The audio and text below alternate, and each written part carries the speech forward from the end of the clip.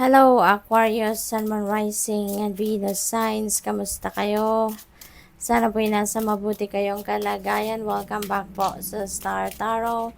Kung bago kayo rito, welcome din kayo. Thank you sa inyong support. I truly appreciate it. God bless you all.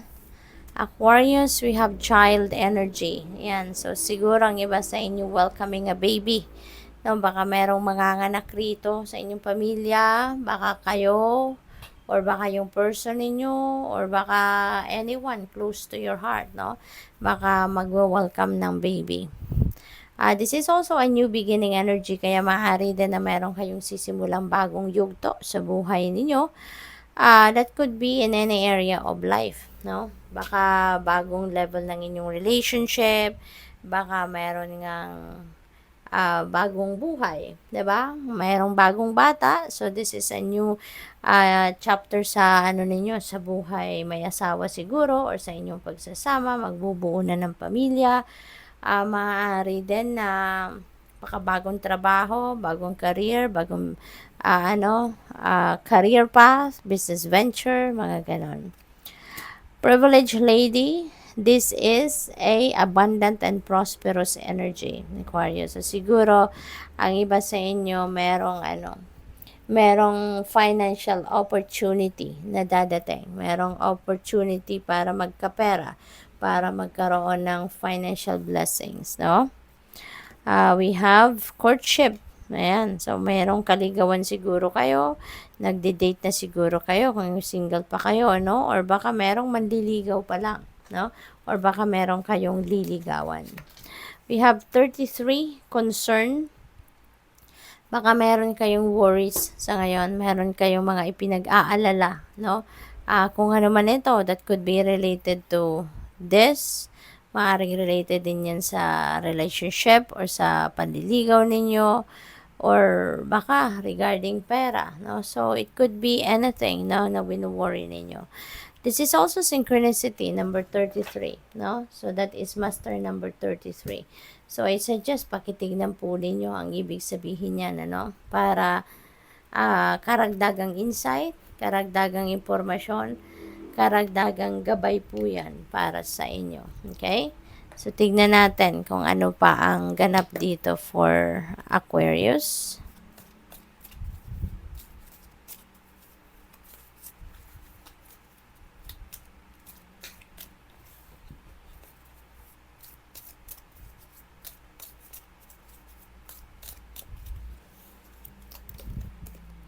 We have seek out information that will help you. Ayan. So, makakatulong ito dito sa inyong sitwasyon. Ano? Baka kailangan ninyo para hindi kayo mag-isip na baka mga akala lang itong nandito sa isip ninyo. No? Para hindi kayo ganon.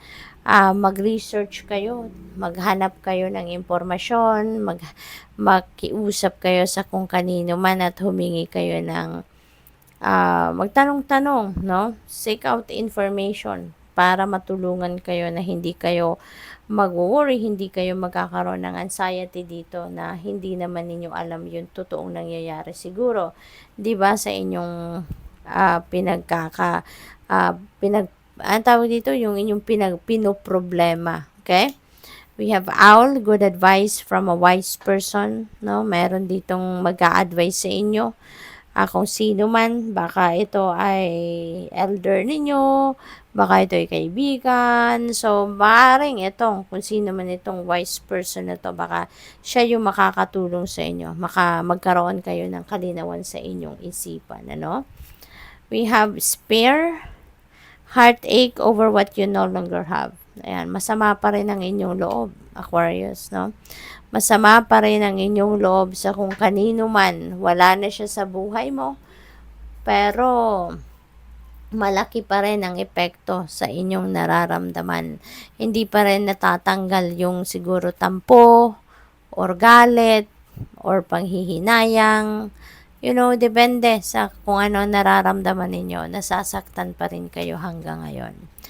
Mountain Road, you are on the road to success. Ayan, papunta na kayo sa tagumpay.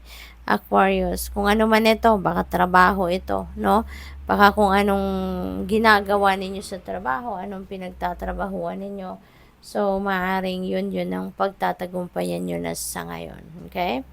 What else? We have club. Someone will try to make you do something against your will. Ayan. So, ano kayo ngayon? Use your own judgment and discernment, Aquarius. No? Kasi baka meron ditong someone sa buhay ninyo na susubukang pilitin kayo na gawin ang ayaw naman ninyo. Pilitin kayong gawin ang mga bagay na labag naman sa inyong kalooban. So, use your own judgment and discernment dito. Okay? We have fair man, dealings or relationship with a man with blonde, gray, or white hair. Ayan. So, this could be anyone that you are going to be dealing with sa ngayon. Baka ito si wise person, 'di ba? Baka ito yung kaligawan ninyo, baka ito yung boyfriend ninyo, pwede rin na asawa, baka ito yung nanliligaw sa inyo. So this could be anyone, okay? Baka siya din yung magpipilit sa inyong gawin ang ayaw naman ninyong gawin, ano? We have key, successful outcome to your problems. Ayan, napakaganda. Kasi mapagtatagumpayan nyo na rito, no? Ang inyong mga problema, mahahanap nyo na yung solusyon sa inyong mga problema at makakalagpas na kayo dyan.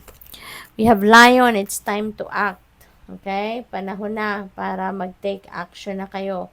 Panahon na para gawin nyo na ang mga bagay na pinaplano ninyo or kung ano man yung mga naiisip ninyong gawin, ideas, make it happen na sa ngayon. Okay? What else? We have money path. A path with money is waiting for you to find it. Alright? So, napakagandang opportunity ito para sa iyo, Aquarius. Meron kayong bagong pagkukuhanan ng pera, meron kayong bagong source of income, no? Naghihintay sa inyo na madiscover ninyo ito. What else? We have dog barking, advice from a friend. Okay? So, meron ditong kaibigan kayo na magbibigay sa inyo ng advice. May kaibigan kayo dito na magbibigay ng opinion niya or input niya sa inyong sitwasyon. So, maaring si friend ninyo is this wise person. So, possible din yan, ano? What else? We have claw. Be careful. Do not take risk. Okay? Hindi ngayon ang panahon para mag-take risk kayo. Hindi ito ang panahon para mag-take chances kayo, Aquarius. Okay? So, stay put lang muna kayo kung nasaan kayo ngayon, ano man ang inyong ginagawa. Okay? We have Tangkar. There is celebration, fun, and enjoyment.